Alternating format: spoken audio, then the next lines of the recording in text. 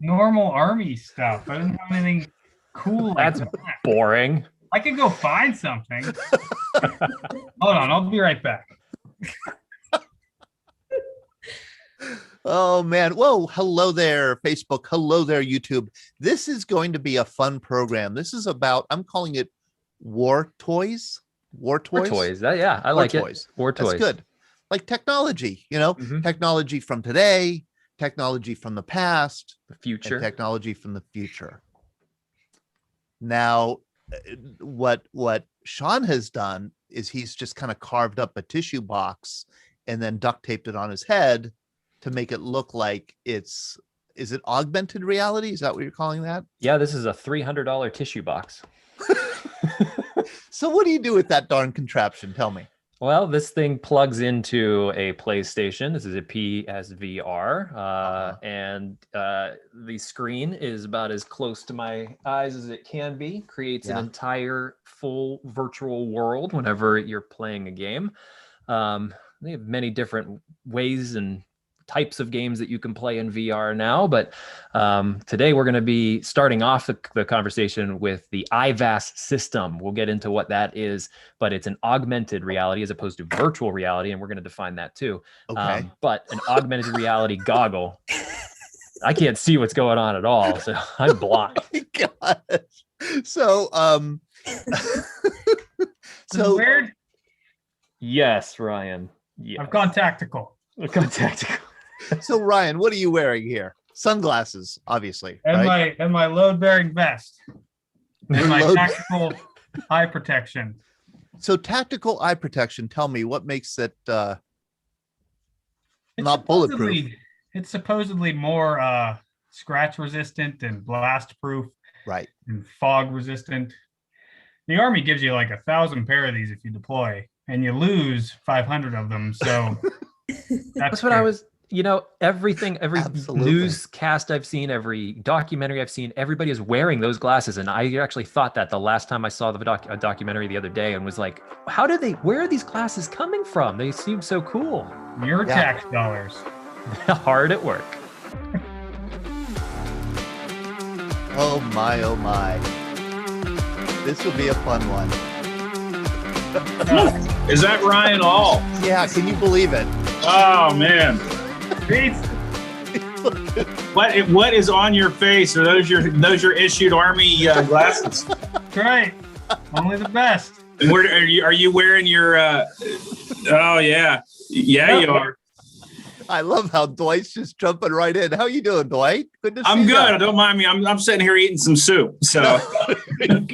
This is Dwight Bodorf. If you don't know him, he's a Marine who served in Iraq. And where else, did you serve in Afghanistan also, Dwight?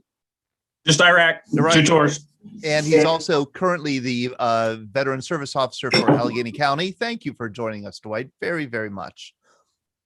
And Dwight, you looked right at Ryan and saw the sunglasses. I thought you were talking about the VR headset. Yeah, I know. We're all looking at Ryan's sunglasses and completely ignoring your augmented reality there.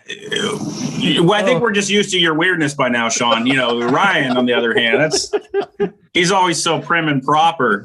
So to see him out of sorts is kind of amusing. I didn't want Shaun to catch any flack, so I wanted to from him. I don't mind flack. Oh yeah. After several weeks of more serious conversations on Generation 9/11, we thought we'd open up the playbook here a bit and talk tech, war tech, both past, present, and future. Everyone and anyone is welcome to jump in on this conversation. If there is something that you used that was new when you were in service, throw it in the chat. We'll look it up. We're going to bring it up on screen. We got a lot of fun ones that we're going to have some videos tonight showing you what sort of new things that the Army and the armed services are going to be using coming up in the next couple of years. The Air Force has a really cool robot dog we got a video of. Joining me also to co-host this episode is Ryan All with his awesome glasses. If they gave you that many when you were deployed, can I get like a pair of those? I told you, man, I've lost most of them. They disappear. They're, it's like there's only one thief in the Army, right? Everyone else is just trying to get their stuff back. right? So, Here adrift is a gift. yeah, exactly. So, things are tactically acquired. And I mean, these are some brand, I'm not even sure what they are, but I have them in an Oakley case. So at one point I had Oakleys issued to me from the Army, but now I got these. So there we are. Fantastic. Also joining us, Todd DiPastino. Todd, how's it going tonight?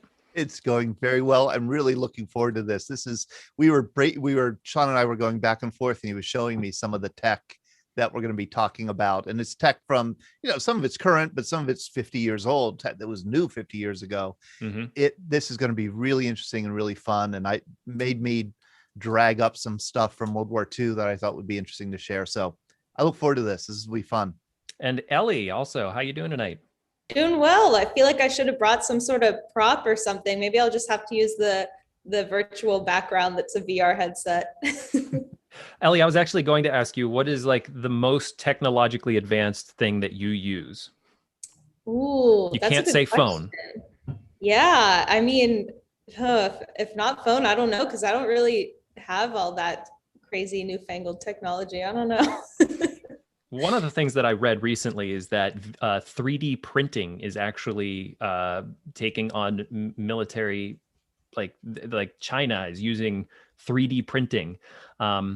So it's amazing that a 3D printer can build a weapon, kind of scary as well, but also that's kind of newer technology.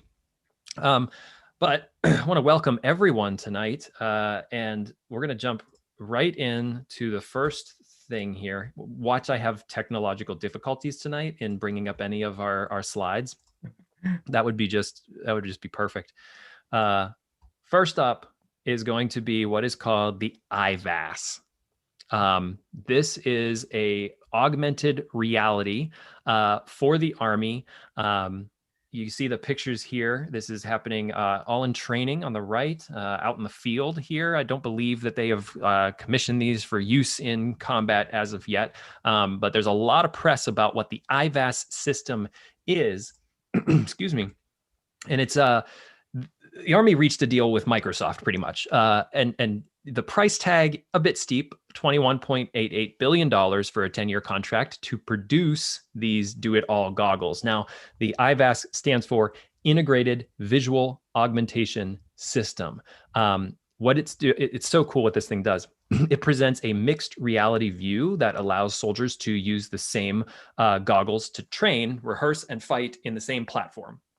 It uses sensors that provide users with night vision, thermal vision, standard daytime optics.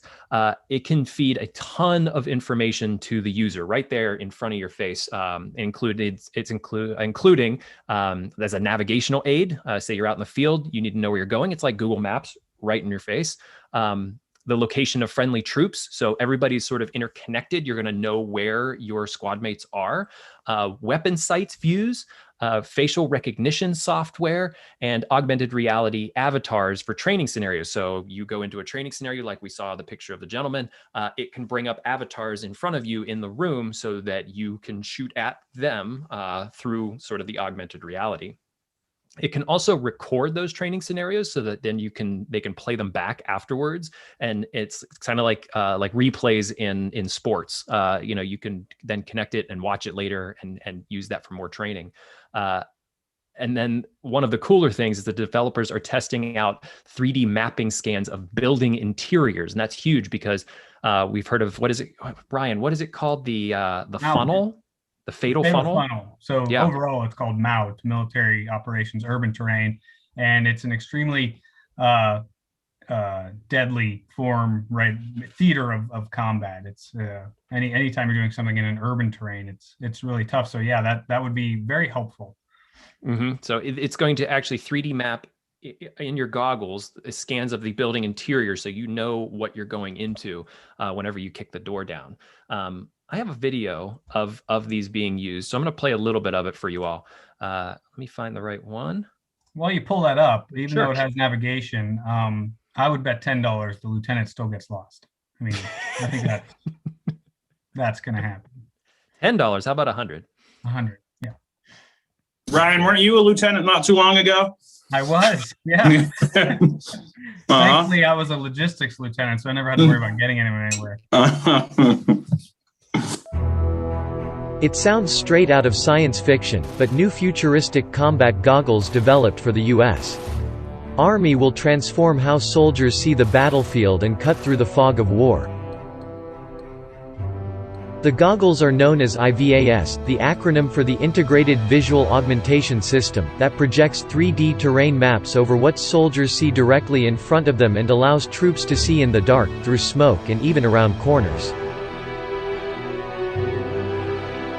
IVAS utilizes the mixed reality technology that Kipman developed for Microsoft's HoloLens, to give soldiers more information than they have ever had on the battlefield.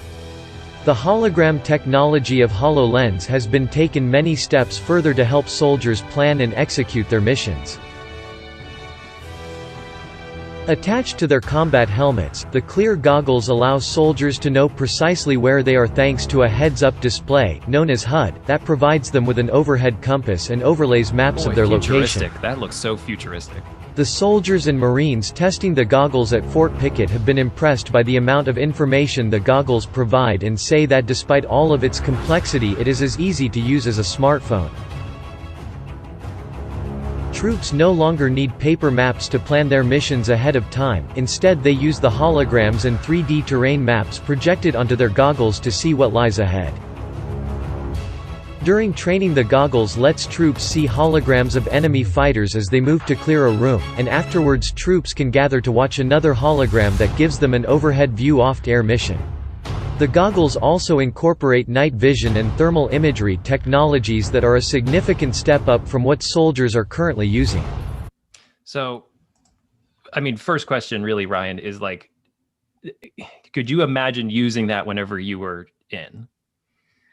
I mean, yeah, that would be awesome. I think that would be really cool. I think that I told you a story a little bit earlier. Like, I was in Fort Pickett. This was years ago though, so it was like the first generation of this stuff, and they let us go out there and play with it for like a couple hours. They told us you can't take any pictures, you can't do this, but it was a lot of those same things that they were talking about. And I think with those earlier versions, it seemed like a lot of kind of it seemed very pretty intuitive, but there was also like the danger of like information overload, of like what's coming into, what are you trying to process when you have, typically, a relatively simple thing in front of you, and so I think that could be a concern, but I bet training would like cut down on that. But I think that sounds like really, really cool. And Jeff Witherill was part of the team that I think, I don't know if you helped develop it, but you certainly helped to test it in the field. Isn't that correct, Jeff? Yeah, what I did when I was working as a contractor for 25 years, starting in '93, we started working on the Land Warrior, and I think I told a lot of you about the Land Warrior, which is the integrated system, modular integrated system that took a computer, radio, global positioning system, helmet-mounted display, and integrated it on the soldier. And the helmet-mounted display was over his eye, and he could flip it out of the way, and it had all the information on his eye, just like you have in your computer right in front of you right now. It had a 17-inch screen fidelity. And so you had your maps, you had your messages and everything. And what Ryan was talking about was overload. When we first developed the Land Warrior, we were looking at every infantryman having it. And this started out with 4,700 paratroopers were going to have this in the 82nd Airborne, as a test unit, like one brigade. And when we started testing it, we found out that the privates, they were overloaded with information because they knew as much as the lieutenant did. And when we tested it with the soldiers at Fort Polk in 2000, after 7 years of development, the soldiers really liked it because they were second guessing the lieutenant. And because they could see everything, and he said, "Why are we going this way? We're going through the stupid swamp. We don't have to go over here. There's a cliff over here. What are we doing?" All this kind of stuff. So at the end of the operation, the exercise, after 8 days at Fort Polk, they had to turn them back into us because they were all prototypes.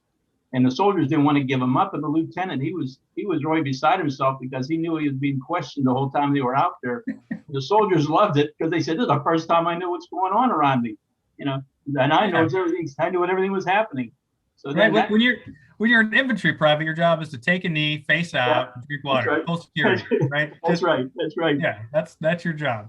Yeah. So then after that operation, we finally went in development for a system and a better system. So then we started working with the 2nd Infantry up at Fort Lewis, and we were with the 4-9 Manchus, and we were up there in 2006 with the full integrated system, and we got it down to about 13 pounds with all this stuff, plus the sensors on the weapon and everything. That's what I was going to ask, Jeff, is like the video we just saw, those goggles are pretty small, except, there's some bigger, heavier pieces with the cameras on them. But back then, I mean, a VR headset would have been enormous. We got it down to a flip out from the goggle, and the thing was only weighing about not even a half a pound, probably a third of a pound was on the eyepiece, and then you could flip it out of the way. And when we went to, what happened was the unit, we worked with them for 1.5 years, training them up and everything. They really liked it. And they got picked up for the surge in 2006. And the battalion commander said, I want to take the Land Warrior to Iraq with me. And we said, hey, sir, you can't do that because this is still a prototype system. We don't even have all the logistics behind it and the supply and everything, the repair parts.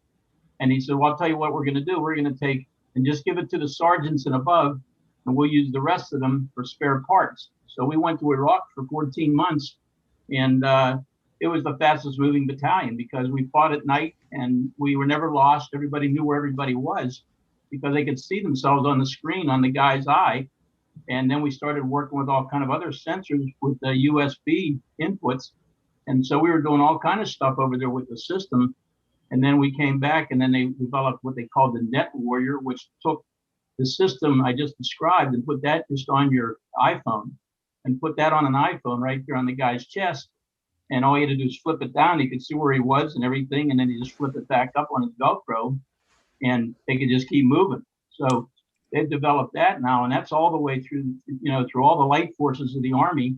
It's been in Afghanistan and Iraq since 2007 and actually 2012 on that system. So now they came up with the IVAS, which basically took the next generation, which now puts it on your face. And now you can see everything that was on that 2-dimensional screen that you had on your chest.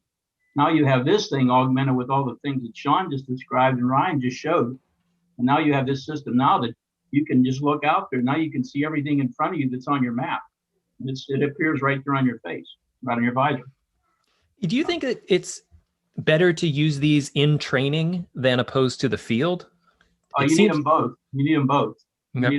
You got to train. You got to train to fight. And, you fight as you train, and so you got to use it all the time. And that was one of the problems we had with the Net Warrior. The Net Warrior is developed for secret. It had to be a secret computer, and that was driving our soldiers nuts because they'd have to get it out of the arms room. They couldn't use it because you know what it's like to get stuff out of arms rooms, and so we had to get it through the Army to say this thing is not going to be secret. It's not a secret computer until you hook it up.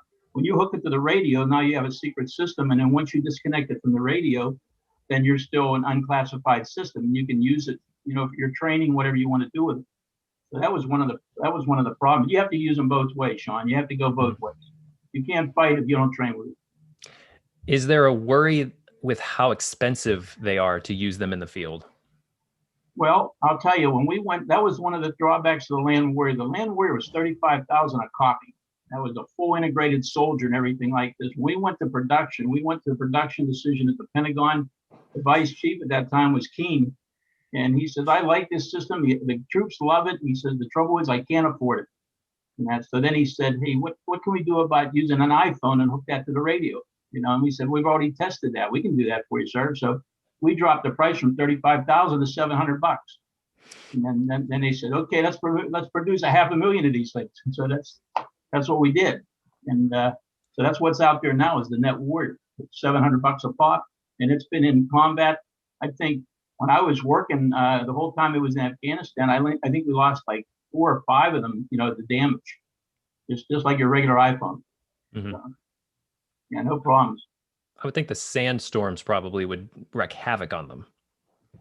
Well, we had covers on the lenses, so we had that. So that really helped because we had different types of coverings for the lenses. We also had them for like helping you at night with the glare and things like this, or in the sun. We had them suppressed, with darkened lenses and things like that for full sun. So we had it for different environments. Well, for all those people who are anti-Apple, that's a big feather in Apple's cap right there. Oh, yeah. Yeah, Samsung especially. Samsung, that's where we were buying our iPhones from, was Samsung. Wait, you were buying iPhones from Samsung, who produces Android phones? Yep. We were buying them right from them, right off. We had to buy them blind, which means we just took 10,000 to 12,000 at a time off their production line. Because that way nobody could play with them or anything, because we stripped the stuff out of them and we put our own software on and everything. So we didn't want anybody throwing a virus in there or something like that.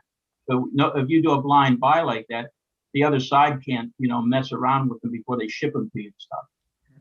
Dwight had an interesting question, and this was anybody who's ever used night vision is aware of this issue, right? So he asked, were you able to fix the depth perception issues for thermal and night vision? Because anybody who'd been out there wearing night vision before, that's always an issue. Was that a part of the Land Warrior component? Did that? Well, the one thing they were working on, Ryan, is when I retired, actually right before I retired, this is back in 2018. They integrated the thermal and the night vision together in the enhanced night vision device, or what was called, and that's where they did away with that problem, that distortion and everything like that. They're really good. Those eyepieces, they're magnificent. You can see day, night, through the fog, through smoke, whatever, any obscurance. They're really good. They're really good lenses. Awesome. They lead the world. I mean, we've led the world in night vision devices. Brad Washbaugh also asked he'd be concerned about the GPS being jammed. How secure is the technology against sophisticated threats like China? We had the GPS. We had two sources of GPS. We had the GPS coming directly into the radio, and we had also with the iPhone GPS as a backup. We also had dead reckoning built into the system, so you could do it based on pacing. Especially like if you're in a tunnel or something like that, or in a basement of a building, it would start giving you an estimate of where you are when you come out of the building, because you don't have a signal when you're inside a basement and things like that. But we got away. We have our own GPS system out there. We have 15 satellites, that take care of our GPSs, and they're not jammable. That's awesome. That's really cool.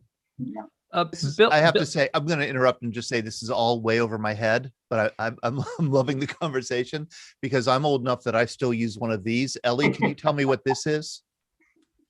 Don't fall for it, Elle. A pencil, or it maybe is a pencil. Pencil. Oh, okay, just a normal pencil. Okay. If you took the eraser off and it was a blade, then we would be impressed. But this, and I just want to interrupt. If you wouldn't mind, I'll interrupt, just because I see a couple new faces here with us, and I want to welcome them. Eric Gillard. Hello, Eric. I don't think I've seen you on one of our programs before. I just want to welcome you and ask if you want to share if you're a veteran or not, where you're from, and what you think of this conversation.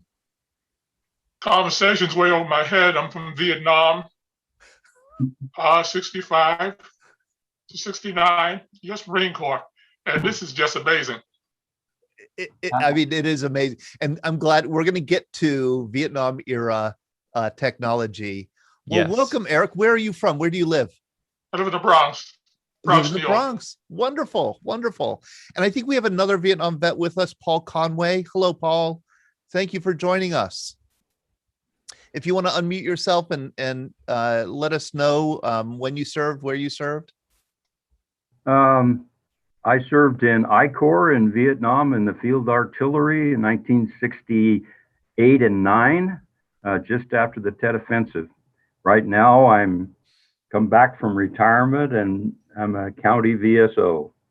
Wonderful. And where are you? Where are you located? I'm in rural Oregon. I serve Wheeler, Gillum, and Sherman counties in Oregon. Excellent. Thank you for joining us, Paul. You're Army Artillery? Yes, Army. And if you don't mind me asking, Paul and Eric, how did you hear about us? I don't remember. I saw on the internet about the Veterans Coffee Club, and I jumped on and got a real nice box with the cap and all of that stuff. I really appreciated that. Oh, that's good.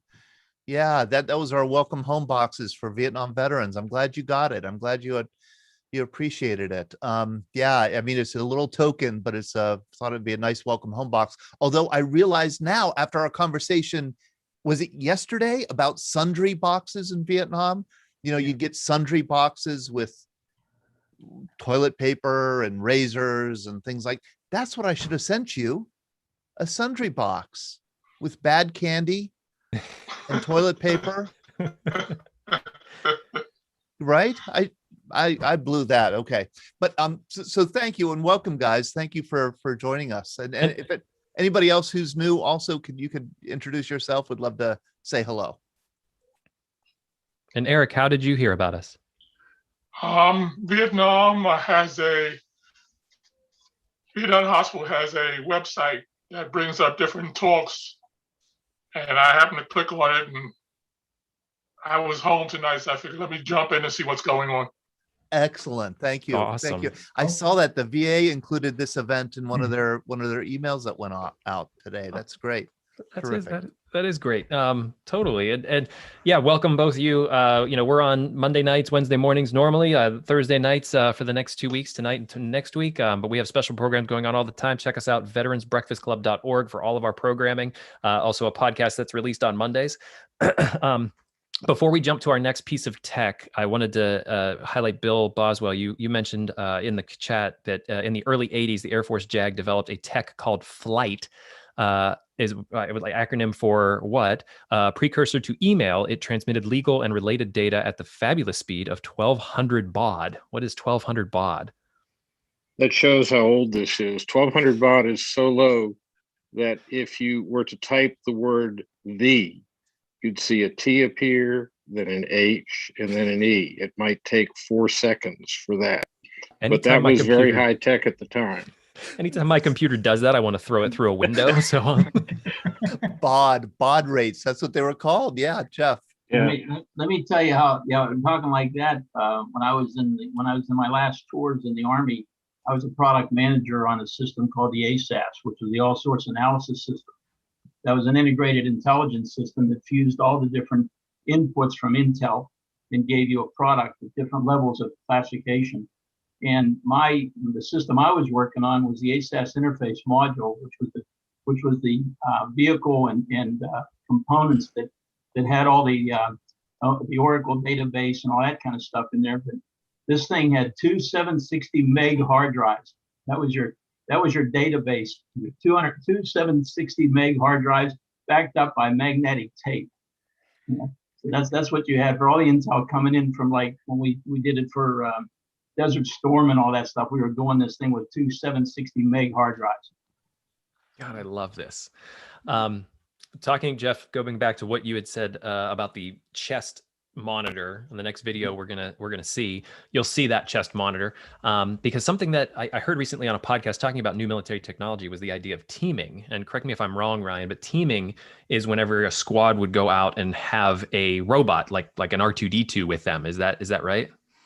So I'm not familiar with that term, but I've seen the idea of the robot, which is awesome. If every squad had its own robot, that would be so cool. Okay, so the idea of these robots is they can go out, they can carry gear, they have sensors, they're for electronic warfare. DARPA, the Squad X experimentation program. I'm going to share a picture of sort of the idea of what this is. 1 second here. Here we are. So the one you'll see, it's a bit blurry, pulled from a website, and the video we're going to see shows a much smaller version of this. But as you can see, the idea is interconnecting probably with augmented reality. You're seeing a map in your visor, a HUD display of what's going on. You can see that the robot off into the distance here is highlighting enemies, enemy combatants who could be up on rooftops. But the video that we're going to show shows a bit more of the DARPA program. Let me pull that up here. So just imagine all of the ways that you could implement that. It's obviously carrying the rucksack, so you could carry extra ammo. You could probably put a gun on it. You could carry wounded people away. I mean, that's a cool piece of equipment. Especially this one we'll see is almost all terrain. DARPA's Squad X experimentation program aims to demonstrate a warfighting force with artificial intelligence as a true partner. In a recent field test, the program worked with U.S. Marines at the Marine Corps Air-Ground Combat Center in 29 Palms, California, to track progress on 2 complementary systems that allow dismounted squads to collaborate with AI and autonomous systems to make better decisions in complex, time-critical combat situations. We have the opportunity to demonstrate operationalizing autonomy in a way that we don't believe any nation in the world has demonstrated to date. Meaning not just develop hardware, but rather develop the hardware and the tactics that allow this to operate seamlessly within the close combat ground environment is extremely challenging, but provides incredible value. The exercises in early 2019 in 29 Palms followed experiments in 2018 with Kaki's beam system and Lockheed Martin's assault system. The 2 systems, though discrete, focus on man-unmanned teaming to enhance capabilities for ground units, giving small squads battalion-level insights and intelligence. You'll notice the drone up in the sky here in the video. In the most recent experiment, squads testing the Lockheed Martin system wore vests fitted with tracking and calibration sensors and moved through scenarios in an open area and mock city blocks. Autonomous ground and aerial systems equipped with electronic surveillance tools, ground radar, and a camera provided reconnaissance of areas ahead of the unit as well as flank security, surveying the perimeter and reporting to squad members' handheld Android Tactical Assault Kits, or ATAKs. Within a few screen taps, squad members accessed options to act on the system's findings or adjust the search area.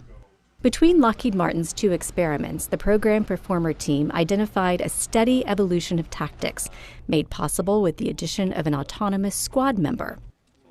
They also are focused on ensuring the ground, air, and cyber assets are always exploring and making the most of the current situation, exhibiting the same bias toward action required of the Marines and soldiers they support in the field.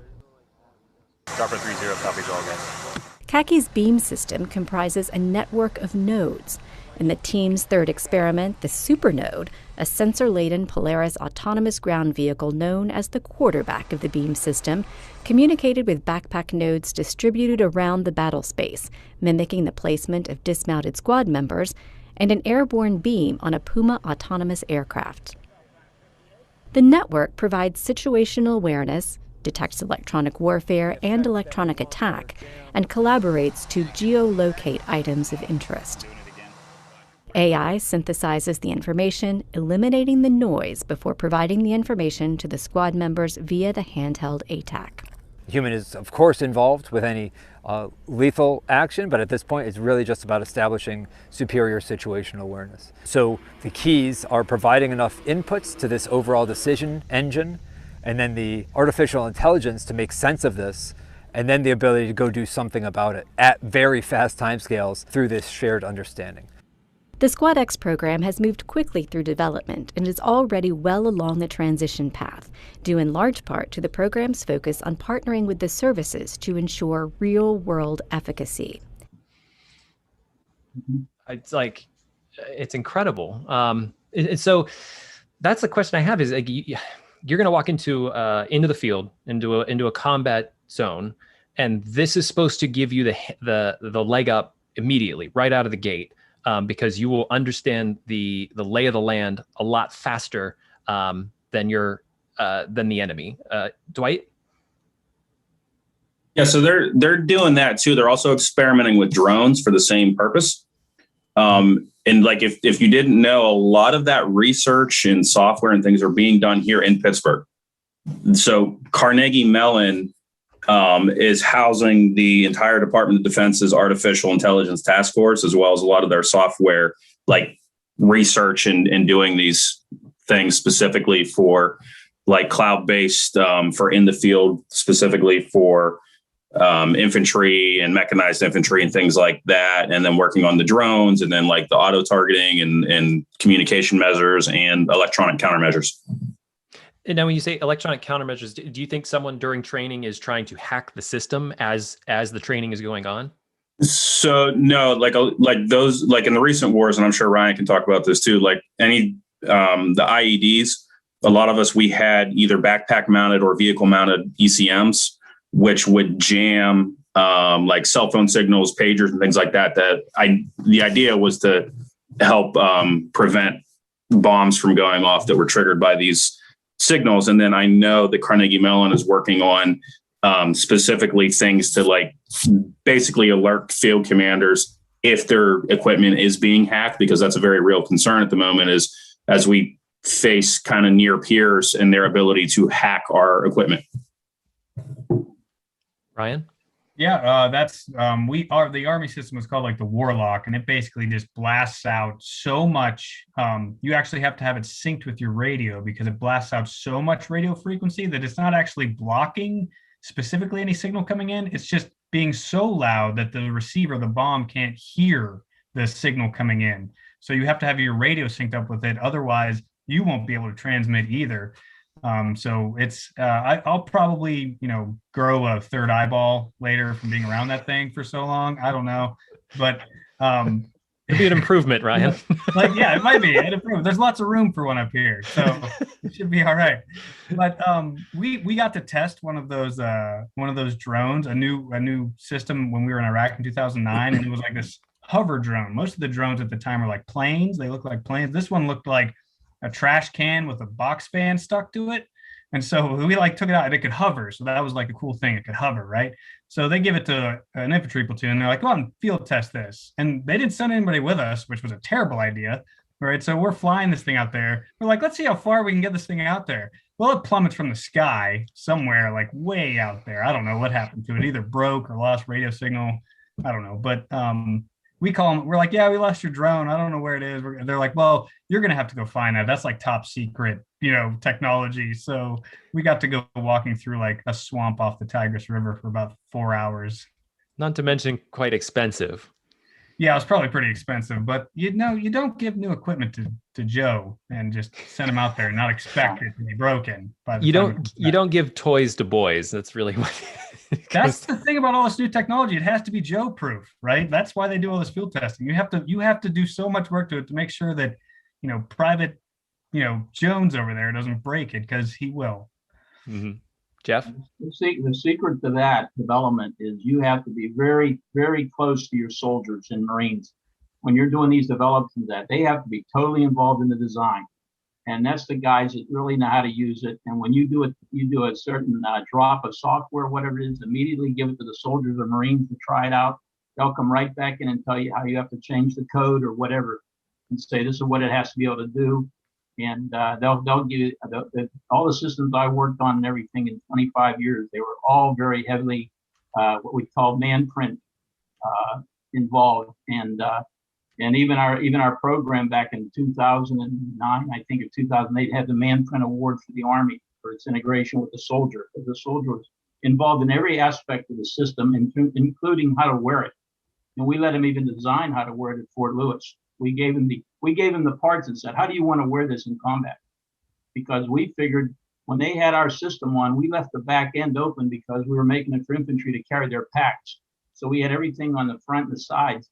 And they said, well, we're going to be riding in striker vehicles. We don't need to keep the back open. So we'll use the whole body. They put the system together on the harness and everything on their body armor, and they designed it basically. Mm-hmm. And we created the pouches that they wanted, the size pouches and everything to have on their uniform. So it was all soldier developed. But that's the secret. You have to work very closely with your target, because if your target audience is involved, they'll tell the generals right out as soon as they come out there. You'll hear it.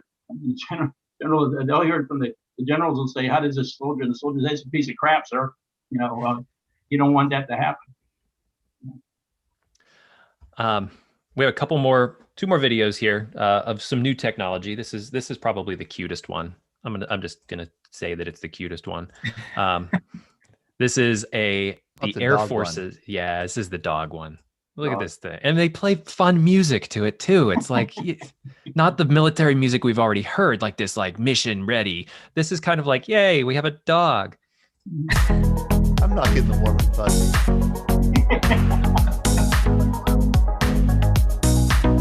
Got it. I want to give it a treat. Dancing.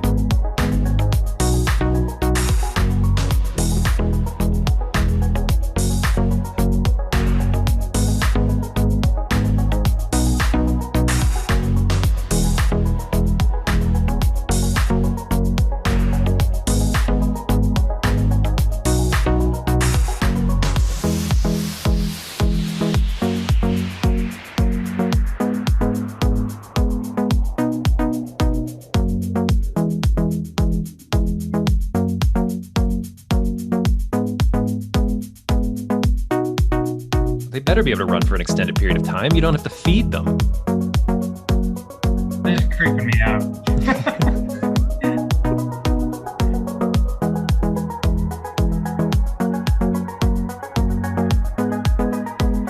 Wireless charging dog houses.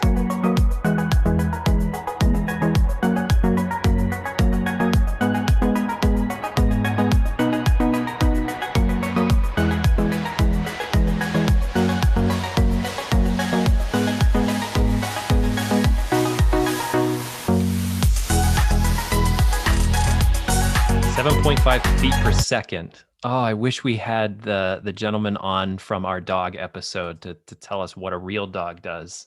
Yeah. Feet per second. Here's a good, I don't think it has any military value whatsoever, but this was Ellie's toy when she was young, and her younger sister. I was obsessed with Poochie, and that's what it reminds me of. Don't feel bad, Ellie. I had one of those too. I think that has perfect military design. Like that, you could fit a camera inside of that. It could bark. It could alert people. You know, somebody comes in your room, tries to take your diary. You got to make it look realistic so it fits into the village. I mean, people have to say, "Oh, it's just a regular mud over there." Okay, fine. These other things, as soon as they see it, they're going to say, "Wait a minute, hold it. This thing's really technical. It's going to take my picture or whatever." And a reminder, everyone, we're looking at really high-tech stuff right now, but you could have anything that you worked with that was experimental whenever you were in service, go ahead and throw it in the chat, because we want to hear about any and all new types of tech that you might have used. The next one I found was really, really interesting. This is a snake that I'm sure would have been very helpful in Vietnam, clearing tunnels. This is a quick video here. Let's bring it up. This thing can go into tunnels and scent.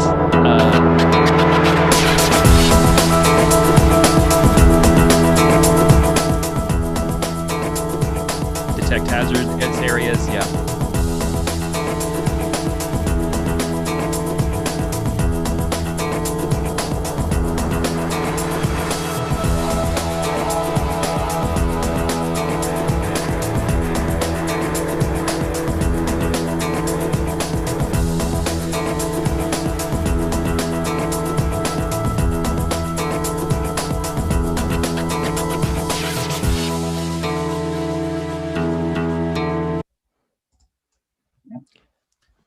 That would have been very useful in Vietnam, I would imagine. I don't know if anybody here, any Vietnam veteran ever went into one of those tunnels, but oof.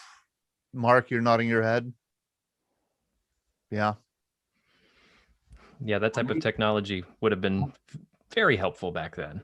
When they developed those UGS, Shaun, the ones you just showed before on the clip, they're the unattended ground sensors. Those were being developed back in about 2012 for Afghanistan. A lot of tunnels in Afghanistan in the mountains and places, and that's where they started coming up with those ideas of having those vehicles go inside the tunnels and trying to scope out what's in there and everything like that before they send people in. And then they also, when we were in Iraq in 2007, 2008, we already had it like the Land Warrior integrated with the drones, overhead drones. So they were getting the squad leader and that were getting the pictures right off the aircraft flying right above the village. So they could see everything that's going on in the village as they're ready to penetrate. You know, something that I also heard on this podcast about new military technology is, and it's actually been a running theme the last couple of weeks on this program, is the idea of trust, that you have to be able to trust new technology. And that's speaking, Jeff, to what you were saying about if the guys in the field are playing with this stuff and they don't like it, it's probably going to go to the trash heap. Am I right? That's right. I'll tell you, on our system, the Land Warrior, we had on the rifle, you had a video camera on the rifle, thermal weapons device on your rifle, and you also had a laser rangefinder on your rifle. So we had it also built that with that video camera, you could put the weapon around the corner, just showing your hands, putting it around the corner to check around corners. And we thought, hey, it's a pretty good idea when you don't want to put your head around the corner. And the soldiers didn't like it because they were so instinctive about going in hallways and things. They did everything by instinct. So they didn't have a chance to put it around the corner to check if the bad guys were around there. They just started going around the corner, make a quick look and go. And so they took that stuff, they took the video camera off their weapon. So they didn't need that indirect firing capability. They took that off. But that's what they learned. I mean, they just threw that in the Connex someplace and they said, we don't need the video camera. And go ahead, Brian. Oh, Jeff brings up a good point about the equipment. It made me think about a piece of crap equipment they gave us when I was overseas, and it looked like a Nike power glove, if you remember those things, right? It's supposed to fit over your whole arm, but it was all for this sensor, and the idea was that you're supposed to take these wipes and wipe somebody's hands or wipe something, and this Nike power glove looking thing was supposed to be able to detect explosive residue. But if it got dirty, it didn't work, which is a serious problem, right? So, but then we have this other piece of equipment that I think it costs like a quarter as much, and it was just a spray. So you just you had 3 sprays and you just sprayed it on something or on someone's hands, and it would turn a different color if it detected explosive residue. I'm like, well, you can't mess that up. So we threw that expensive piece of equipment away and just used the sprays because it never worked. We tried it 24 times and never worked. I'll give you an example of something that was really like Ryan's talking about. When I was working on the program, they were coming up with some way to identify friend versus foe in the field. How do you quickly identify who's out there? So they were coming up with some kind of system, like attached to the helmet, which would send out a signal, and that would put out some kind of probe out to the enemy. If the enemy came back with a negative and that stuff, you could fire and all this stuff. And we found out an easier way to do that was just make a thermal cover and put a thermal cover on our soldiers and that, because you could pick out our guys, and if the guys didn't have a thermal cover, that was the enemy. They didn't have the covers on their heads like we had. And you could pick them up with your thermal devices. You could see our guys with a thermal cover on their helmet. It cost $1.50. So things like that. Dwight, what was the LAV Muse, and what does that stand for? So I was part of LAR, which is Light Armored Reconnaissance. They're kind of like strikers for the Army. And they have several variants. There's like air defense, mortars, but they were in kind of the mid-2000s and they're still under development. They're experimenting with mobile electronic warfare. So basically the support mechanisms for all of this field stuff in the gear, and like most of the LAR battalions are operating on like 1980s technology. And so they're actually like integrating computer systems and like real-time battlefield, digital mapping and high-tech GPS. And so basically our role was to, as Ryan said, to Joe-proof it. We'd go around and like run over things and see if it would, screw up all the computer systems and, I don't know, do whatever Marines do, spill crayons on and things and, do all that kind of good stuff. Did you find that you trusted that piece of equipment? Oh, no, God, no. Well, first of all, anything in the Marine Corps is about 30 years behind the rest of the military. And then it has to be very, very Marine proof. And so like some of the new high tech things, like they didn't give us any manuals or anything. And, we're just sitting there playing with it. And half the stuff was probably user error. Some of it just wasn't ready for the conditions overseas. And certainly wasn't ready for, a bunch of 18, 19-year-old Marines living, sleeping, and eating in these vehicles. And if the systems were so sensitive, if something broke, the whole thing was pretty much just $1 million some odd dollar, truck. Yeah, I was going to just comment on what Dwight's talking about with the Marine Corps. The Marine Corps in our program, and I would like to say I was around our program 25 years, and we always had the Marine Corps heavily involved in our program because they liked the situational awareness it brought. But the problem with the Marine Corps was they never gave us a requirement to build one for the Marine Corps. You have to understand the Marine Corps has the saltwater requirement. We didn't have a saltwater requirement. So that's a very complex and expensive requirement to put into a system. The other one is the electronic environment that the Marine Corps is in on ship. There's so many different electronic devices on a ship, and that they'll interfere with almost anything, with all the radars and everything else that's there. And that's another requirement that you have to build into the system to harden it against that kind of environment. And so that's expensive. And the Marine Corps, didn't give us a requirement to enhance ours to make, towards a Marine Corps requirement. That would have cost more bucks. Yeah, that's a tough environment.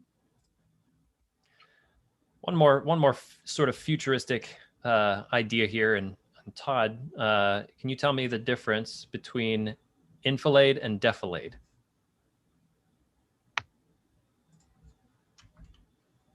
Enfilade and defilade.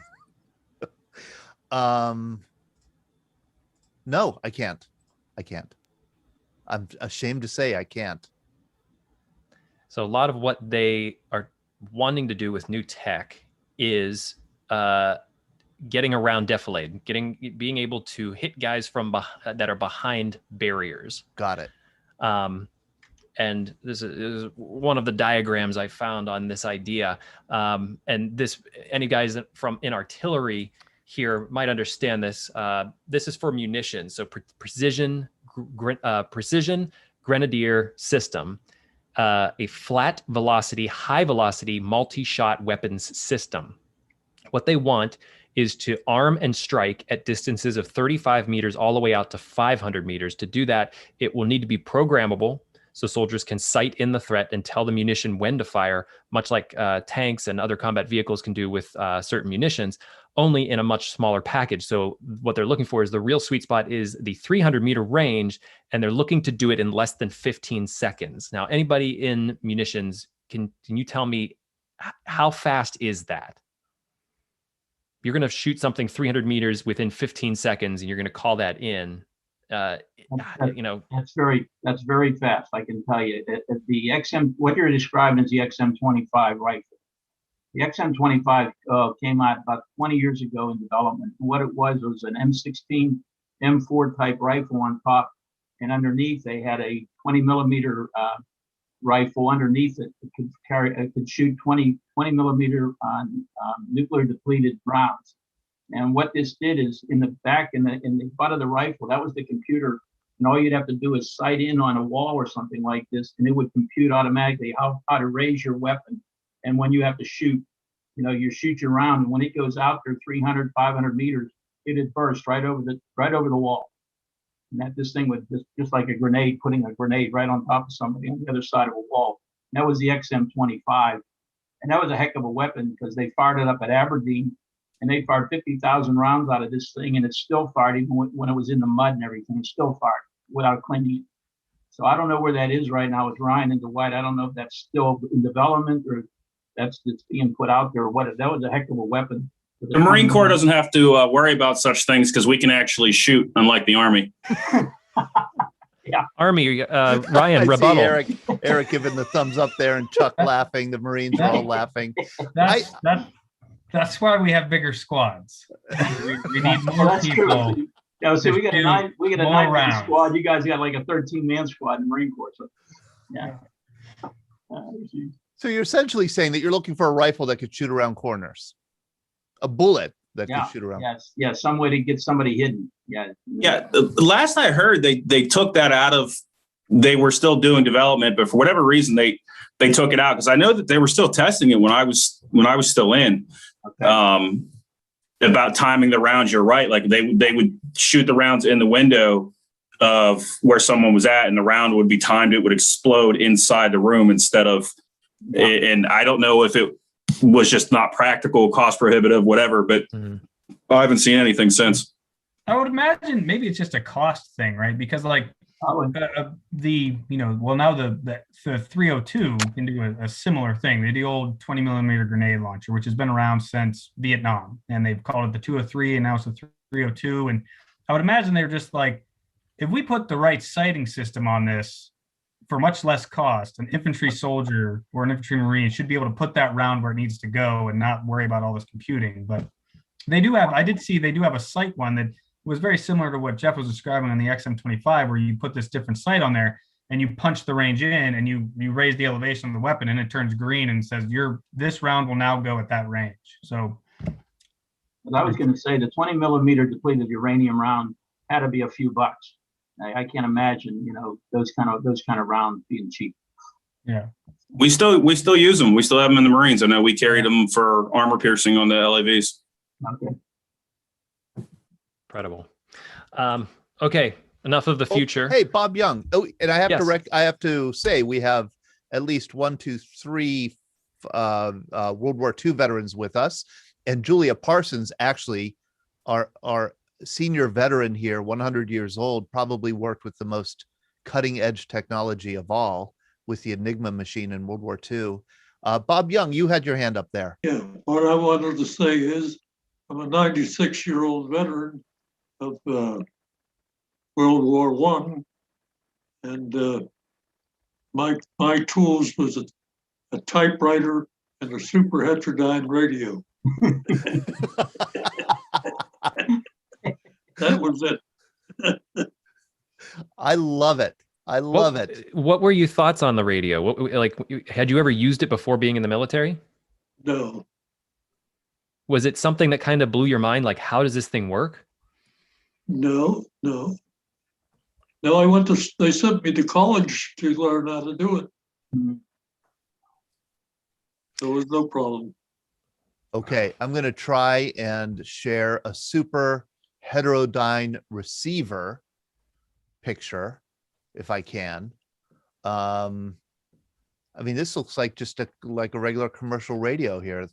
And this may have been the commercial version.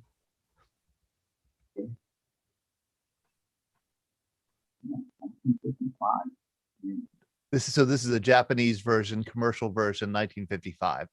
I don't know if this was anything like the one that you used. Let's see if we can find the one that you would have used aboard ship in World War II. You could don't wait for me. All right, I'll share a quick picture. Someone has to tell me what this is. Of course, if you look at the description, it's quite easy to tell me what it is, but this was a Vietnam era, what they dubbed the people sniffer. This device. Are you sure that isn't a James Bond jetpack? Sure looks like it. Supposedly this thing could sniff out the chemicals in your sweat. Problem was, as Ryan mentioned earlier about, it detecting your squad mates, that's what it would do. It would detect everybody around you as well. It wouldn't just detect, Viet Cong So what they did was they decided, okay, well, if we can't get the troops to wear it, we're gonna hang it from a helicopter. Oh, great. Mark, you have your hand up. Yeah, I just have a quick question for either Jeff or Ryan. It doesn't matter. I come at this technology from two different positions. One is a veteran of Vietnam. If we would have had some of this stuff back then, it certainly may have had a different outcome at the end. I mean, it's just amazing to watch. The second way that I come at this is as an old ex-industrial engineer that was concerned about the application of man to machine and the ergonomics of that all. And at some point, this technology has to surpass, number one, the intelligence level of the average grunt, and I'm one of them, so I can call us dummies if I want. The average grunt, what he did out there, number one, and number two, I know that putting all of this stuff on top of the equipment that you need to fight the war has got to be, whenever I'd sling a 50-pound rucksack in Vietnam with the ammo bandoliers and all of that, I know how heavy that was, and I realize this condenses some of that, makes the battle, I'm going to guess, safer. But does that fall apart? At what point does the technology outweigh the benefit? Great question. I'll take a shot at that one, Mark. I think the first one that comes up, and like I say, it was the one thing that was hitting us in the face all the time, was weight. I wouldn't even go into cost, but I'm just saying weight. When we started out the program in '93 on the Land Warrior, that system and it just demonstrating the technology at Fort Benning, that thing was like a 25-pound system of electronics. And finally, by the time we went to Iraq in 2006, 2007, I should say, we got it down to 12 pounds. By the time I left the program, we had it, well, during the time because they took stuff off of the system in Iraq, we got it to 10 pounds. And it worked really well because the troops were working off of vehicles. So they weren't humping it. Well, then when they went to Afghanistan with the same system, it wasn't very good for the soldiers because I said this 15 years before that. I said, things too heavy. 10 pounds is too heavy in Afghanistan in the hills. That's how we ended up with a Net Warrior, and everything was just on an iPhone because we could get it down to a radio and an iPhone versus all these cables and connectors and batteries and all kind of stuff. So it really came down to weight. And like you were talking about the ergonomics, that whole thing had to be on that soldier tight. It had to be robust enough that it could take a beating. It could go in the mud. It could go any environment. And that's why the downfall of the Land Warrior was the fact that it was really built for Mars. I mean, it could fight anywhere. I mean, you could take it to the moon because it was hardened against what they call electromagnetic pulse. It was hardened from water. It was hardened, from humidity. It was hardened from everything. And the chief of staff, the vice chief of staff says, well, why are we worrying about being underwater in Afghanistan? Why do we have that requirement and things? And that's what the Army wanted anywhere in the world. So it comes down to those different requirements, but it also comes down to weight. Because every time you throw a requirement on somebody, it's going to cost you weight and money. And those are the kind of things you have to balance out. Sure. So the technology outweighs the human element when the technology literally outweighs the human element. And if it gets heavy, gang, I'll tell you right now, you'll see it laying on the side of the road. The troops will get rid of it. They'll say, I'm not wearing this today. Heck with this. It's too heavy. Right. They'll drop it. They'll just drop it. Bob Young, is this the kind of radio you used aboard ship in World War II? Yes. Okay. All right. And according to this, they were still being used well into the 1950s. This was like the latest cutting edge technology on contract with RCA from the Navy. Excellent sleuthing, Todd. Pretty cool. Pretty cool. Robert McCormick, you have your hand up? Yeah, we had the people sniffers on our helicopter. We lost your audio, Robert. Am I on? Yeah, there you are. Now we can hear you. Okay. I thought I unmuted it before. Anyway, our chemical unit that was attached to my brigade had the people sniffers. They sniffed the ammonia. Mm-hmm. But the only problem was monkeys have ammonia too. Oh. So if there was a large amount of monkeys in the area, you would also get a reading off of them. There's a lot of dead monkeys with you. A lot of dead. There's a lot of times they would put the sniffer out in a loach and then a gunship behind it. If they smelled something, got a reaction, the gunship would just tear into them because there's more or less a free fire zone. Robert, you're walking up to a helicopter. Somebody says, "Yeah, use that thing. It's a people sniffer." What were you thinking? Well, it wasn't mine. It was the chemical guys used it. We had a detachment of I can't remember what unit it was, 402 chemical detachment, and they were part of the 199th Infantry Brigade, and they were the ones that ran it. They would go out they would set it up on the helicopters. Not all the time. It was just sort of as they decided they wanted to do it. And then they would go out in this area and sniff with a gunship, see what they found. And then they send the infantry out afterwards to see what they had torn up. I was just going to ask some of the Air Force people. I remember during Vietnam that the Air Force was dropping the sensors along the Cambodian Trail, and they had sensors that could pick up acoustics, could pick up metal, magnetics, and all those kind of things along the trail there.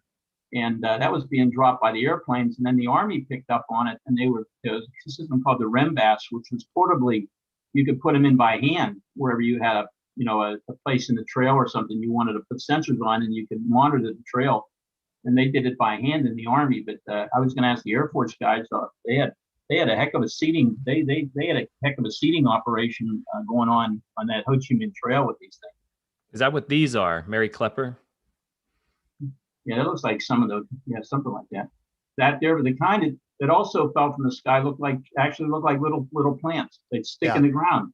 We had Pete Mecca on. We had a Pete Mecca on a few weeks ago, who was part of that team that developed this technology and deployed it on the Ho Chi Minh Trail.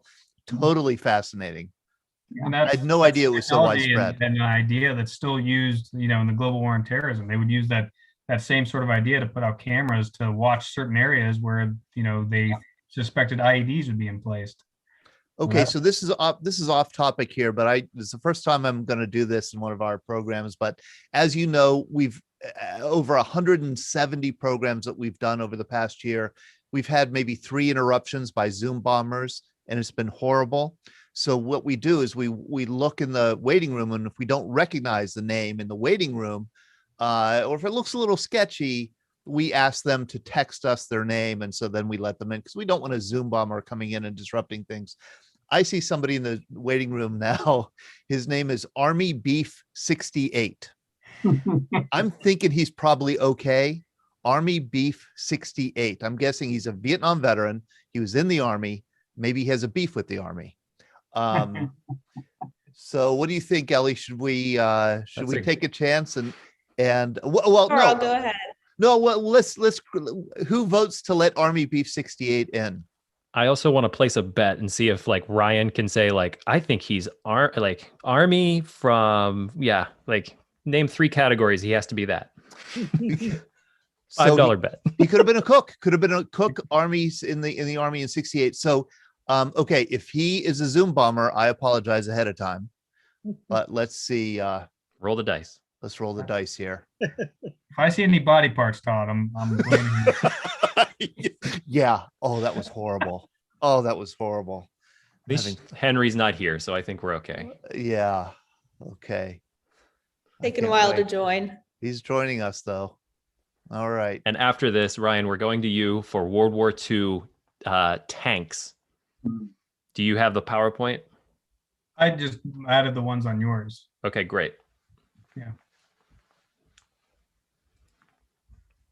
I'm all right. Well, we'll wait. We'll take it a while. I was going to mention one other thing, and I don't know if it's being put out there or not, but remember in the movie Alien, when Sigourney Weaver got into the what we call it in the Army, the exoskeleton system, where she was in that big contraption at the end of the movie.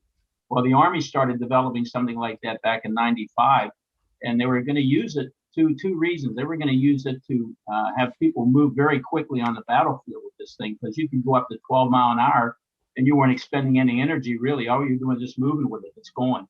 And then the other thing that was able to lift, you could lift 200 pounds with the mechanical arms on this thing. And your arms were inside the thing. And I never could understand when I saw the first prototype of this thing back in about the year '98.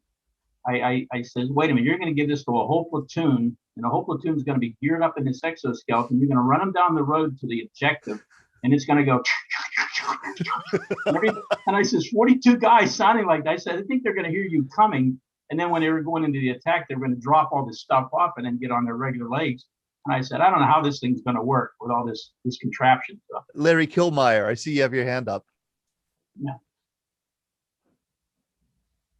The real question is, do you get to wear that during the PT test? That would be. Hey, Larry, you unmute yourself there, Larry. Yeah. I agree, Ryan.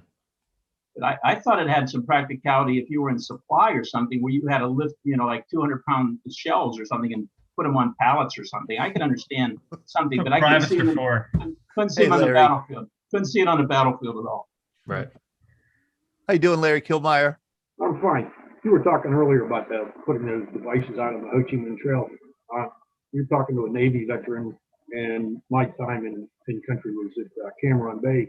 But on our Navy base, we had an Army detachment called the Crazy Cats, and they flew older Navy P2s. And when we were there, it was like hush hush. Nobody wanted to talk to you about that need to know basis type thing. It wasn't until years after I was out of the service, found out that's what those guys did. They left Cameron Bay, they'd fly to Da Nang to take on some equipment, and then they'd fly over whatever, Laos, Cambodia, wherever they needed to go, and drop it. And they would listen, because these planes could stay airborne like 10 hours, 12 hours, something. I mean, they flew forever. And then they'd come back, download their equipment at Penang, and also download it at Cam Ranh Bay. But where their detachment was on our base, all these gray trailers and great big cables like this big connecting the trailers. And the guys walking around were all civilians in gray zip-up jumpsuits, but you never knew what they were there for. But it wasn't until many years after being out of the service that I found out that that's what it was. They were just spies. They were listening in on the Viet Cong or their movements on the Ho Chi Minh Trail. And then I imagine those civilians deciphered a lot of it. Yeah, we had the Army crazy cats on a Navy base in Cam Ranh Bay. Isn't it amazing to think like what we know now, what's made publicly available, like as far as technology goes, right? Like there's probably so much more that we don't know that they're working on or that they're using or whatever's going on. Well, how many pieces of technology hit the scrap heap just to get to like the IVAS system, the augmented reality goggles? You know, that's what kind of blows my mind in a way, is like they got through so much just to get to this system that they were willing to promote and talk about and actually, you know, bring to press and say, we have these augmented reality goggles that are going to help with training and real world application. Well, if you take the money that's been invested in night vision devices all the way from the first gen, which came out right after Vietnam, all the way up to the third generation, and then you finally got into the enhanced generation with thermal, plus then you had integrated into there the net warrior capability of the computer situation. The land warrior part of that was $2 billion program, and then you went into the net warrior, like I say, which was more of a production item. And now you've got a $2 billion development in IVAS. So you're talking about a whole bunch of money being invested in, you know, thermals and enhanced situational awareness. I mean, a lot of money put into that stuff. Okay, here's some technology. What is this? Is that a sousaphone? It's a sousaphone, exactly. it's a Japanese instrument. No, they were actually called war tubas. Here's another picture. What do you think they were for? I don't know, alert the whole country for air raids? Yes, that's exactly what they were for. They were acoustic detection devices before radar. This is before radar. So if the planes were coming, you would be able to, and it really, all they really were glorified. Do you remember, you know, Larry Googans probably remembers the ear horns when you were deaf before hearing aids. You know, an elderly person would have an ear horn. That's essentially what they were. I think Larry still has. I think he uses one now. Hey, what? That's all they were. What? And the room devolves. I know. I'm sorry. I just had to. I wanted to make sure I got this in there because I love these so much. And the Czechs developed the best ones. I mean, and these were actually used, of course, before, you know, radar stands for what? Range. That's, I think I lose it at range. I'm making this one into a happy anniversary card for my wife. I will tell you what, that to be the deaf Czech brigade. I guess that's what came out of this year development. I guess. And so, what is really appropriate for this is that guy has the exact correct facial expression for being put on that duty. Right? Yeah. He's like, yeah, it's my turn today. You know? I know. Here's another one. You know, there are all kinds of, like, the technology that was really developing up through radar. And here's some more. I love this. Can you imagine being this soldier? Here, sit here, put this on your head. We'll be back in 10 hours. If you hear anything, let us know. We have determined your hearing loss is not service connected. So then you needed 4 guys sitting back to back so they can get all omnidirectional. Right, just amazing. So you can see they were still being used at the very beginning of World War II. Most countries had radar in some kind of development. The British were the best at applying it. The Germans weren't too into radar because they saw that they saw it mainly having a defensive use, and they were all about offense, not about defense. So the Germans used the acoustic. Here's a good one, bowling field. Here's the guys who is. And you'd have to be pretty good at pointing that thing too, because you're not going to hear anything behind you. I believe that the Americans used this to detect the Japanese attack at Corregidor in 1941. So you could see that's still being used, right there. Oh, and then there are these acoustic mirrors that you could still see on the coast of England along the English Channel. These are the same thing. There'd be somebody in a listening post listening to hear the sounds. And you could hear a sound of an airplane at that time in the 1930s from maybe 20 miles away, maybe 25 miles away. And that would give you just enough time to get your defenses ready.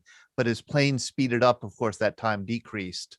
And here's another listening parabola, I guess you call it, right along the English Channel. I thought that was fun. Incredible. That's really cool. Yeah.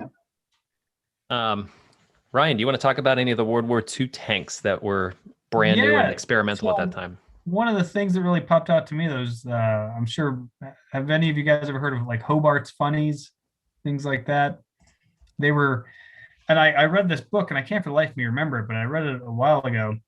It was all about World War II technology, and it just talked about all of the anticipated obstacles and problems that they foresaw with like the D-Day landing. And they came up with all these attempted new technologies to try to do that. And one of the most famous ones was this, I guess, semi-eccentric English engineer who built a lot of these different styles of tanks. And in a lot of ways, that we still see some of those inspirations in modern technology. But it was really kind of cool. Shaun, do you have the pictures? Yeah. So this one, this was like the floating one, right? So they wanted to be able to get tanks onto the beaches, kind of effectively. And so this was like one of the things that they came up with to inflate this thing around this thing and get it onto the beach. As you can imagine, like all of those different obstacles that they had on the beach kind of made that pretty difficult. What's the next one, Shaun? Zach? So this guy, this type of stuff like still exists today. This was like a mine flailer, right? You just stick this thing out there and drive through a minefield, and it's supposed to explode everything in front of you. I mean, there's that kind of stuff like existed for a really, really long time. It was first kind of really put in something like that in Desert Storm. Yeah.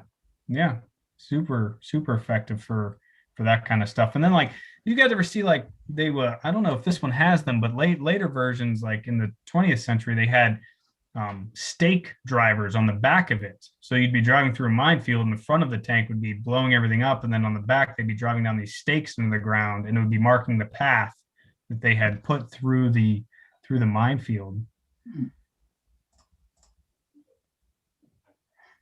I forget what this one. This was a special type of mortar, I think. Like a Mark I. Yeah. This was what was this one called, Shaun? Churchill AVRE. Yeah. Modified Churchill tank fitted with a petard frigate mortar designed primarily to demolish steel and concrete structures, such as bunkers and gun emplacements. Yeah. So I mean that, like, you can imagine the usefulness of that. But there was other technology that they talked about, like they had tried to come up with this idea in England where there was a big wheel of explosives, and the landing craft was supposed to open on the beachhead, and then this big wheel was supposed to like shoot out and fly up the beach and then explode and destroy all of these obstacles and things like that. But they could never get it to work because it just kept like falling over, right? Which you would kind of see coming, I guess. But they tried for a long time, I guess, to get this thing to work. Mm-hmm. Sounds about right. This one probably being just this one I thought was really cool. Yeah. Sit on it while it goes off.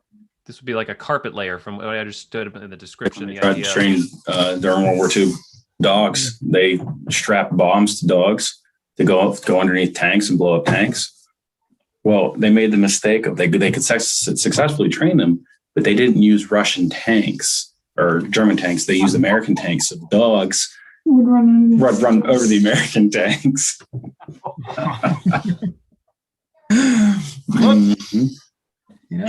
But the same thinkers who gave us dogs who run under American tanks probably gave us the people sniffer. So, I would assume so. Yeah, the whole in like military technology back during those days is just wild. Some of the stuff they came up with. They when you were in the room with people like that, and they're like, "There's no such thing as a bad idea," right? There needed to be someone there being like, "No, that's a bad idea. That's a bad idea." Well, correct me if I'm wrong, but they used I think they used pigeons too to like as a crude form of to steer missiles during World War II, or they at least tried to. How would you? How? They would train them. They somehow they tapped something on the inside of the missile, and they trained them with like pictures of the ships. And so they try. It was something on the History Channel. It was the same thing. They had the dogs and like the weird wheel and all this weird like World War II technology. Called kind of the similar vein. Todd, you're shaking your head. Yeah, it makes me think of like it's all true. Is it? It makes me think of like the Monty Python, the Holy Grail. Like it's not a matter of where the pigeon grasps the missile. It's a sheer like weight ratio problem, right? It can't carry a missile. It's a pigeon. Yeah, so you're saying like all these wheels and stuff are falling over, like all these like other random like World War II like weird things that they did for technology is like kind of coming to the forefront here. Yeah, I mean, some of these were super inventive ideas, right? Just like trying to. I think this one was like just to go. They just throw this thing into a ditch and then they can drive over it. Now, is this two tanks stacked on top of each other so that a third tank could then drive over them? Yes. It looks like a mobile bridge. Yeah. And this one, is that an actual something like a fully mobile bridge in the background? This is actually a picture of the that's armored swimming, and this is like a precursor to probably what Dwight used and the other Marines used, right? These were swimming tanks, predecessors to the LAVs and the AAVs. Yeah. And I think this is the last one. This being a CDL, Canal Defense Light, Grant tank with a searchlight within a turret. Provide light during night operations. Shaun, yes. This is Mary. I was just looking at the ones that were in the water. They said the precursor. What time frame are we talking right there? Because I was looking at them thinking they reminded me of the ducks. That's World War II. That's right there. Yeah, ducks are World War II, right? So are these World War II? Yeah. Would these be called ducks here? What they were called, the APLs, I think. Was it? Yeah, they're the next slide. Buffalo LTV. The ducks were primarily for troop transportation, where those were armored vehicles that could also be amphibious. Like the modern equivalent of the ducks are the AAVs, which are primarily troop transportation. And then the modern equivalent of those tanks are the LAVs, which are armored vehicles that can also ford rivers and things like that. Oh, okay. So the ducks would have never been out and about and gotten in a battle or anything like that. Not like or been able to protect themselves, I guess, like these armored ones. Well, the ducks came in, they used them for like landing and stuff like that. But so they were in battles, but not necessarily the same way as like the tanks and things like that. Okay, thank you. Are you talking about the ducks that they have that you can take a tour around Pittsburgh with the duck system? Just ducky tours? Yeah, duck tours or whatever they are. I thought they were carrying troops or supplies and stuff. Yeah, well, mostly just carrying drunk people. Well, well, hungover, please don't say that. No. The first time I saw one was I was on a tour of Boston, and they said, "Oh, you're going on something, inspired by the military, whatever." And I guess I wasn't paying enough attention, and that thing plunged into the Charles River, and I almost jumped out and swam back to shore. It scared me to death because I was hungover. So I never go on a boat when you're drunk. So this pigeon, they put the pigeon in the missile which is what I was not expecting you to show me. Oh, I'm glad you found the pigeon. Yeah. And what would it do? How would it guide the missile? The target was on a screen, and the screen, it was like kind of like a touch screen, and as if it would just sit there and look at the screen, the bird would, and then if the target started to move off center, it would tap to get it back on center, and it would guide the missile to the target. And then unfortunately, this pigeon had to sacrifice his or her life when the missile hit the target. But I mean, they paid B.F. Skinner, the famed behaviorist, tens of thousands of dollars to develop this during the war. And then it was almost very shortly after the war, the electronic guidance just started to get more sophisticated. So they were able to move from pigeons to electronic guidance systems. Ryan, didn't we talk about they actually have like dolphins with laser beams on their heads now? On one of our Scuttlebutt podcast episodes. Yeah. And it's like, I want a pigeon that can guide a missile. Yeah, I mean, you can't hack that, right? You can't hack that. Right? They have cats with listening devices that they use too. Are they big megaphones? No, during the 50s, the CIA experimented with cats and I think squirrels. They like embedded listening devices into them to listen to stuff going on. Like you'll have to go back and look. There's one History Channel program. It's like the weird weapons of war that came out with like the dogs and the pigeons and the cats and all this weird kind of technology stuff. Love it. What guy sat in a room and said, I'm going to put a pigeon in a missile and it's going to tap this screen every time it goes off? Yeah, look at the chimps we send into space. Right. Jim Jameson just put this in the chat to me, and I believe he took this, he said, on a train in Alaska going from Anchorage to Denali. And I think, Jim, what you're pointing out here, are these the acoustic walls out here that were built before World War II to alert to an air attack? No, I understood that they were in current use. Oh, they're currently used. Mm-hmm. But they may be from World War II, but the guide, our tour guide on the train, said they were in current use. Oh, wow. Huh. Part of NORAD or whatever it's called now. I don't. Yeah. Well, I tell you what, if you tuned in tonight for the first time, you got an encyclopedia of things that you need to go Google. This is not our normal program, I gotta say, but it's a heck of a lot of fun. Yeah. I think some of you guys have been drinking before the show. Certainly some of the guys that invented some of these things were. So, I mean, I know that we're coming up on the end here, but I'm just curious if you all out there, is there a piece of technology when you were, in the military that really fascinated you, or that you remember fondly or not fondly? Even like the P-38, which is like, it was a new piece of technology and we're still using it today, but. Well, that's a perfect piece of technology. Exactly. Something that is lasted the test of time. Larry. Yeah, I sent you a picture of the XM-148, which was it was a grenade launcher mounted under the M16, which was terrible. The trigger would get in the way of the trigger of the M16. It was hard. It was hard to sight. I mean, the idea was good, but the execution didn't work real well. And even the video that I sent you, that they pointed out this guy pointed out all of the flaws on it.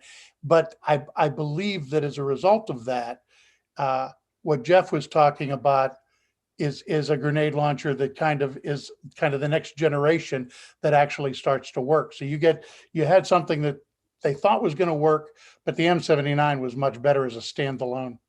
I loved when you said that the other week, Larry, and you talked about this. In fact, I did a blog post that you obviously did not read, that I sent out in an email called the title was Bad Weapon of the Week, the XM-148. Because I mean, your comment that morning made me really look this up, and sure enough, yeah, this thing was as bad in a lot of different ways. I mean, it was experimental, but the thing that surprised me is that the number of flaws that it had. It had like 3 or 4 pretty major flaws. One of them was had the cocking mechanism was tough to pull. Right. It would get caught on things. The sight was not aligned properly, and so it was hard to sight. And this was the first under barrel grenade launcher. Those of you who served in Vietnam may remember this. This is the M79 single-use grenade launcher. The idea was, well, if you had a guy in a squad whose job it was just to carry the grenade launcher, the only protection he has was a sidearm, was a pistol. So maybe you could equip the grenadier with an M16 and the grenade launcher could be under the barrel. So this was an attempt. What surprised me is that they built like 10,000 of them, shipped them to Vietnam, and then it was the people quickly in the field said, this thing ain't working. This isn't good. So do you know what they did with Larry? I wrote this just for you. Do you know what they did? They took all these XM-148s away from the Army and gave them all to Air Force security forces. Right, which we hated.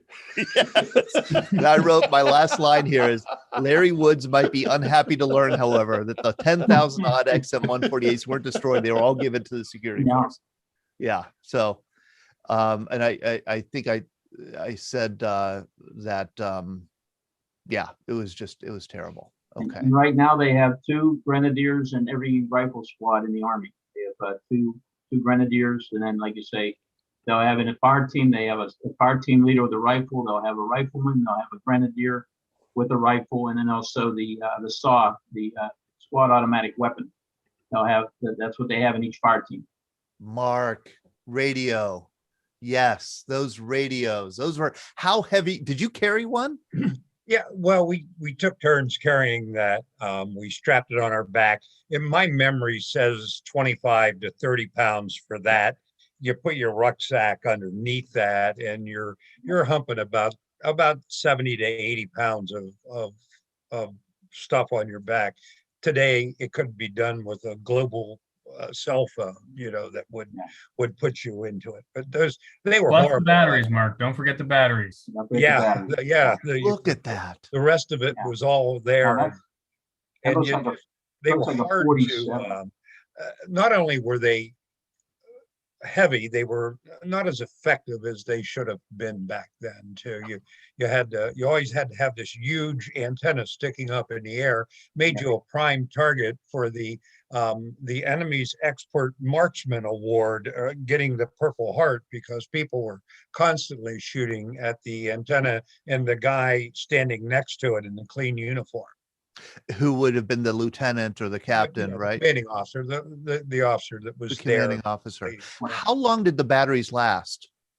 Well, it depended. You could get them to last for, up to 8 or 12 hours. Yeah. But, Okay. they would bring fresh ones out. Believe me, you would have, I was with the first cab, so they would bring these things out and drop them off.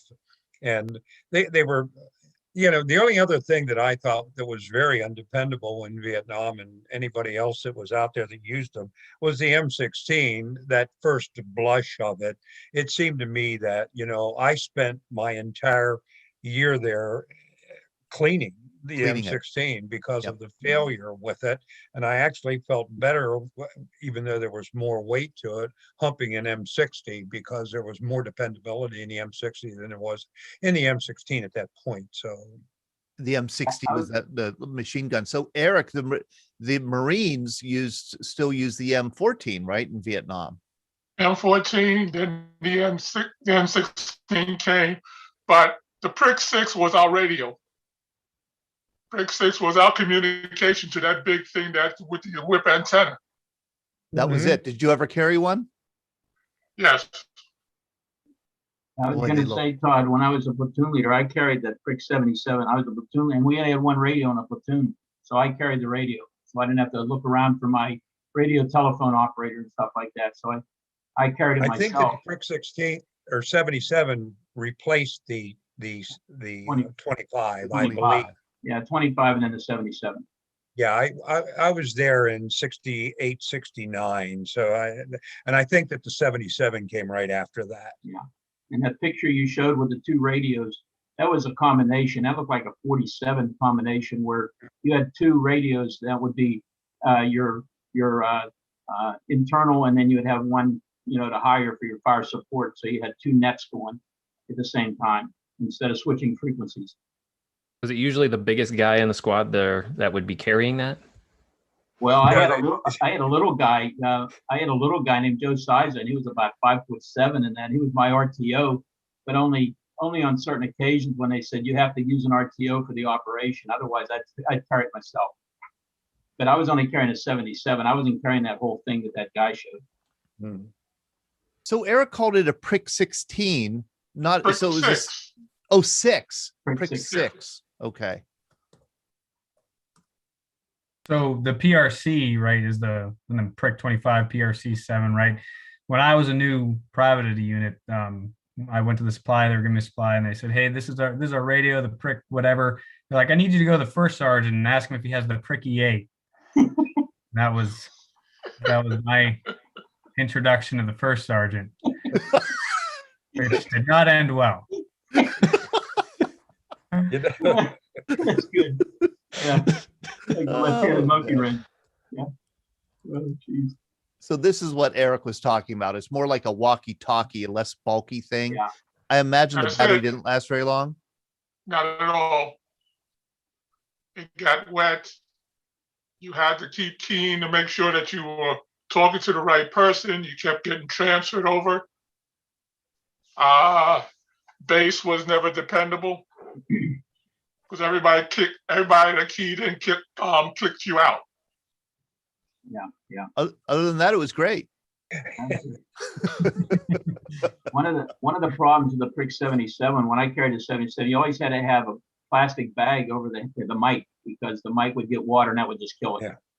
So you always had to have a plastic bag on your handset. You think that wouldn't have got past the testing phase? They would have like, Well, you're gonna use it where there's water? You would, exactly. Yep. Man, those things look big. Wow. Well, All this has right. been incredibly educational this evening. Ryan, thank you for co-hosting tonight for Military Technology. We had actually connected. We had connected with a journalist, I think, for Military Times. Unfortunately, he didn't get back to us. He had written some articles about new military technology, but we said, you know what? Let's just go ahead with it. We can talk about this stuff.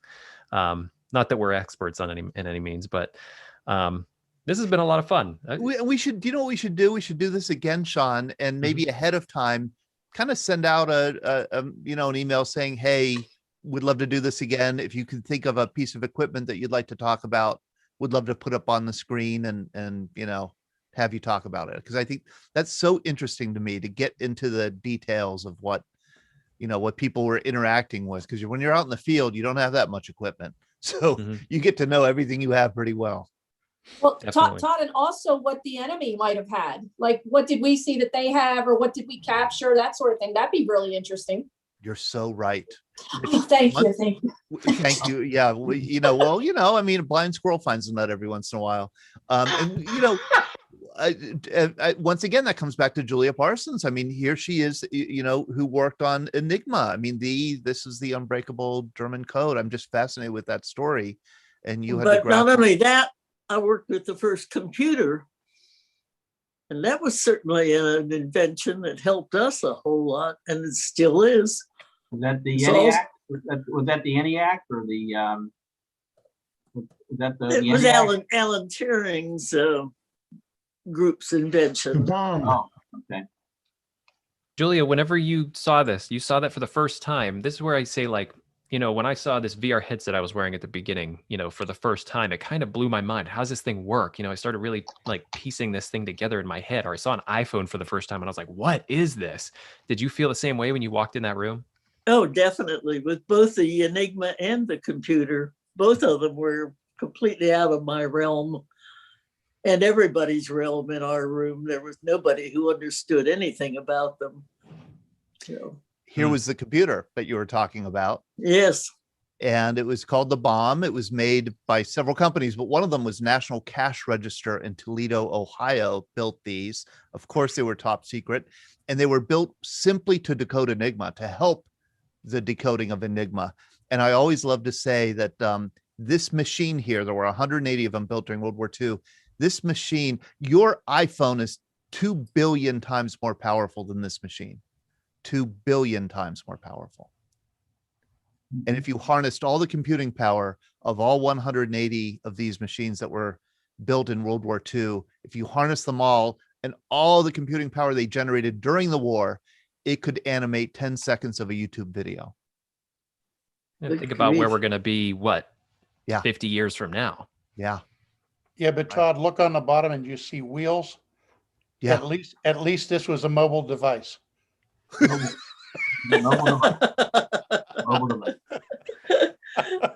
Innovation, hard at work. And they were Navy waves who worked them. I just, it's so fascinating to me. Oh my gosh. Yeah. Wow. Well, next week, we're coming back for another Generation 9/11 on Thursday night. We will be talking about the recent decision to withdraw troops from Afghanistan. We're going to bring on some Afghanistan war veterans to talk about this. I'm really excited and interested in what that conversation is going to be. And Todd, what do we have coming up Monday and Tuesday night? Some exciting stuff then too. Yeah, Monday night. This is really interesting. Monday night, we're going to be marking the 46th anniversary of the fall of Saigon. And so I asked two veterans I knew who are veterans of ARVN, the Army of the Republic of Vietnam, and asked them, they're Vietnamese Americans. They came to Vietnam on, they fled Saigon April 30th, 1975. And one was a surgeon in ARVN, the other was a helicopter pilot. They contacted some friends. We're going to have 10 ARVN veterans join us Monday night to share some of their memories of the fall of Saigon, talk a little bit about their service. I hope you're polite to them, and don't criticize ARVN too much, maybe, because I mean, we'll talk a little bit about that. ARVN didn't have a great reputation, and I think they will talk about that. That was one of the problems with the Army of the Republic of Vietnam. But so that's Monday night. Please join us 7 o'clock, and then Tuesday night. What are we doing? We're having Greatest Generation Live. And who we having on? What am I? Let's see. Am I blanking on? One of the things we're going to discuss. We're going to discuss a book called Shot Down, and it's about a B-17 that was shot down. And we're going to have the author on. His father was the pilot, and the saga of the crew that survived. Some in POW camps, some were hidden, made it back, and we're also going to talk about Rick Atkinson's wonderful essay about 10 things you need to know of the U.S. Army in World War II, and have a conversation about that. You can't get locked in because. So Rick Atkinson and this Steve book by Snyder. Steve Snyder, Shot Down. Yeah. Looking forward to that. And then including our Wednesday morning normal coffee hour. So we got a good busy week of great programming coming up next week, Monday night, Tuesday night, Wednesday morning, and Thursday night. Hope to see you all there for each and every program. And thank you all for joining us for tonight's technology focused program. Okay, how do I get to know where it's going to be posted at? That's all going to be posted on our website. Eric, could you send me your email? If you want to ELGillard@AOL.com. Can you say that one more time? EL Gillard, GILLARD @AOL.com. Great. I'll send you an email, Eric. Thank you. I'll see you there. Semper